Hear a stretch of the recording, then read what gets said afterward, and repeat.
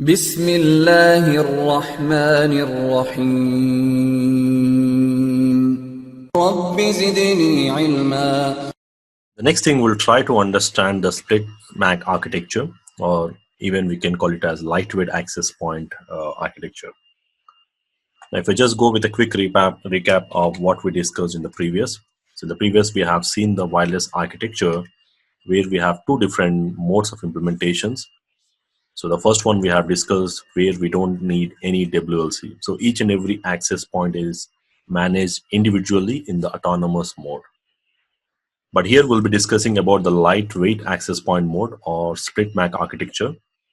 So where we'll be using WLC to control, manage multiple access points.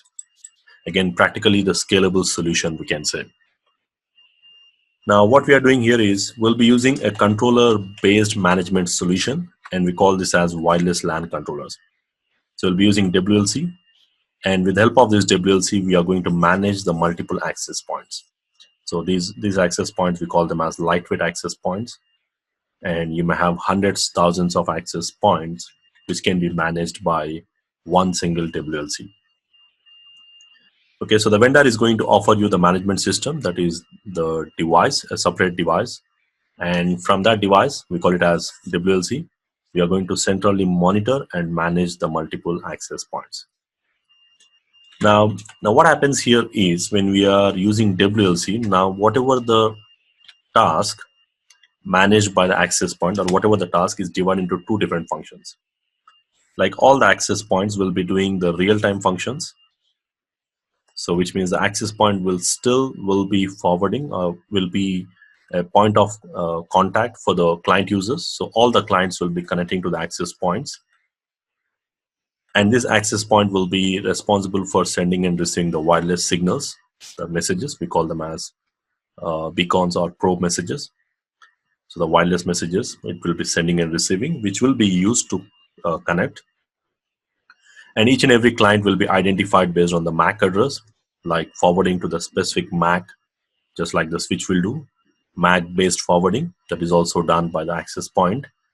And if there is any kind of encryption, probably it is going to do that as well. So these are the tasks relating to the real-time functions. But whereas there are few things which can be moved to the WLC. Now, mostly all the management related functions which are not compulsory for the access point to do. So we are moving that management related functions to the controllers. Now the controllers are again responsible for doing some kind of client authentication, because here the access point is not authenticating the users. So any user tries to connect to the access point will contact the WLC to verify the authentication. So probably the authentication or configuring some SSIDs or applying some quality of service policies or selecting the radio frequency channels or the power levels. So these all tasks comes under the management options. So what you can do is you can go to the WLC and you can configure all this on the centralized device. So whenever the access point boots up, it's going to contact the WLC and get all this information probably. And with the help of that information, it can allow the clients to connect. So that's how it's going to be. That's the reason we call it as a split MAC architecture, because we are splitting the functions of a normal wireless devices into two parts. The real-time functions handled by the access point, and whereas the management related functions will be done by the WLC. Now again, as I said, what the controller is going to do, so whenever you power on the access point, it's going to contact the WLC, and the WLC is going to push the network SSIDs and the security settings like authentication credentials. And even if there is any kind of firmware updates, you can also do it from the single centralized device instead of doing them individually. Now, the wireless LAN controllers, the WLCs control the access point, as I said, and that's the reason technically we call this access point as lightweight access point, because it is not doing the complete functions. It is still handling the real-time functions, but whereas most of the management related tasks are shifted to the centralized device WLC. So that's the reason technically we call it as a lightweight access point. Again, these are like different models. Again, the models, normal access point models and the lightweight access point models will differ again. So if you're using lightweight access point, then you need a WLC, because the lightweight access point cannot run on their own.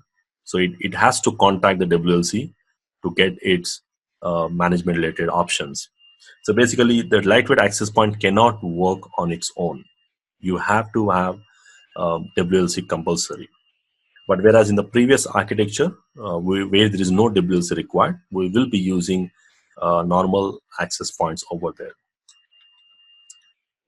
So again, what we are doing, we are separating the functions of the access point. Like all the real-time functions will be managed by by by the access point, and whereas all the WLC is going to control all the management related functions. And technically we also call this as split MAC architecture. Now let's try to see a little bit more functions in detail. What are the functions? Like as I said, all the functions are divided into two types. The general rule is simple. All the real-time functions will be handled by access point, and all the management related functions will be handled by the WLC. That's a simple rule you need to understand. So let's try to see what exactly comes under the real-time functions. Like one of the function is like sending and receiving the frames. So the access point is going to send out the frames, 8.11 frames, and also some messages like beacons. Beacons are like the wireless signal information which is being sent by the access point within the coverage area. And once the client is going to listen to these beacon messages, it is going to send out a probe request saying that I want to join to this SSID, because with the help of beacons, it is going to broadcast the SSID. And then with the help of probe messages, it is going to contact the access point. I want to connect. And then it's going to respond back. And then authentication process happens. And then association request, association response. And finally, the connection will be established. So in simple words, we can say the wireless frames or the wireless signals will be controlled or managed by the access point. And also the access point is also responsible for identifying the devices based on the MAC address. Just like MAC based forwarding, uh, this is something handled. Just like in the switch, we have media access control. So all those functions automatically come here as well. The access point is going to handle them as well. Apart from that, if there is any kind of encryption support, then because most of the wireless traffic has to be encrypted, because if any attacker is also connecting to the network, he can capture the traffic. So most of the current products, the wireless products we use, the data is encrypted. So this encryption part is also handled by the access point. And these all functions has to stay inside the access point, because these are all real-time functions, and these has to be handled by the access point. And this has to be done very close to the clients, and the closest device to the client will be access point here. Now whatever the functions which are not real time, which are not which are not relating to handling the 8.11 frames, like management related functions, so these management related functions can be shifted to the WLC. Now with the help of WLC or the controllers, now the controllers will do all the management related functions centrally on this device. And in simple words, we can say with the help of WLC, we are going to manage multiple access points. So you may have hundreds of access points. We can manage them via a single centralized device. Now, how it works? Now, what are the functions it's going to offer? Like as I said, usually the WLC controls multiple access points, the lightweight access points. And again, when you're using lightweight access point, then you must have a WLC, because the lightweight access point, they do only the real-time functions, and all the management related functions are shifted to the WLC. So which means if there is no WLC, the lightweight access points are not going to work. So you must need to have WLC in this architecture. Now what are the functions it will be doing? Now one of the basic function is like authentication of the users. Like whenever a wireless user, let's say my laptop, I'm connecting to the access point. So whenever you connect, now this access point is going to forward the request. Probably the WLC is going to do the authentication process. So authenticate the user is mostly based on the local user accounts or use some external servers. Depends upon the implementations. Apart from that, managing the security policies. Now these security policies are required especially to define what encryption methods you're going to use, or what authentication methods you're going to use, or which protocols you'll be using. So basically you have to define these parameters, and this is done on the WLC. Apart from that, selecting the radio frequency channels, because each and every access point has to decide what will be the frequency channel it is going to use, and again what will be the standard it is going to use, like 802.11a, b, g, or whatever the standard it is going to use. So these channels will be assigned by the WLC. So the WLC is going to assign the channels within that particular frequency automatically, and WLC also will ensure that there is no interference of this access point with any other access point, because if multiple access points are using the same channel, there is a possibility of interference that can also be controlled by the WLC. So according to that, it will be doing that.